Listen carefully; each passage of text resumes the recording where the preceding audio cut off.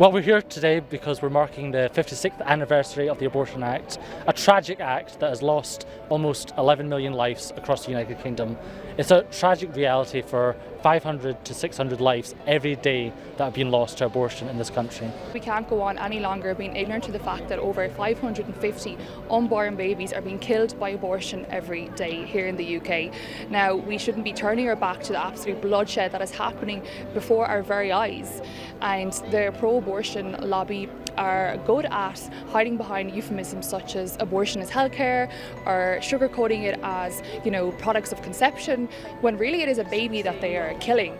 And they're good at spreading misinformation as well, saying claims that abortion centres are places where women can feel safe, when really they are centres, mere killing centres. 10 million too many. Not every single one of them was in that extreme circumstance, and I think that makes it even worse, that we're sitting back in our comfortable lives and doing nothing about it.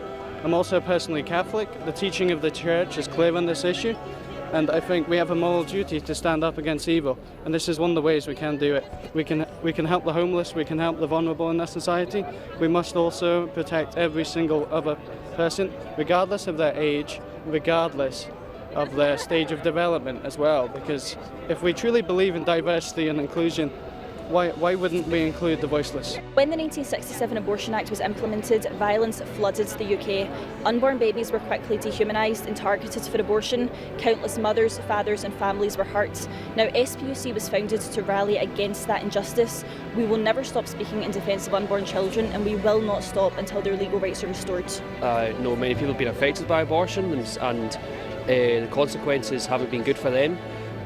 So I want to try and spread the message to society that abortion isn't this procedure where you kill your child and then it's all done, because the consequences and the psychological effects are extremely harmful to women. The great irony is that with buffer zones, for example, is that it's not us as pro-lifers who are suffering. It's not us that they hurt. Yes, we face the brunt of them, but ultimately it's the unborn and it's women.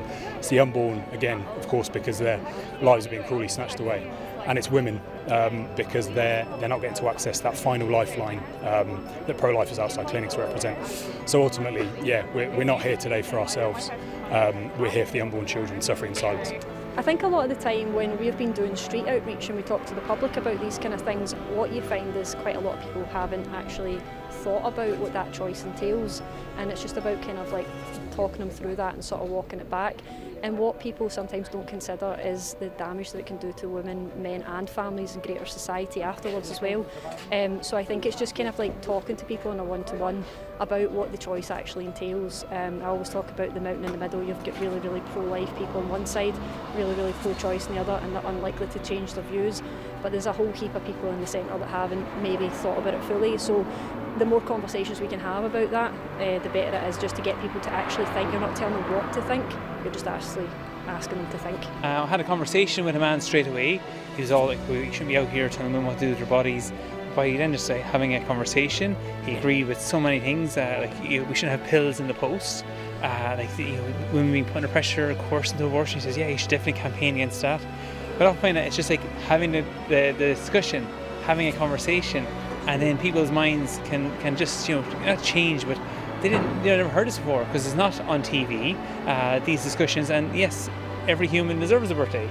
It is the number one moral social issue of our time, because it's quite simple. There are no human rights unless there's the right to life. All other human rights are predicated on that.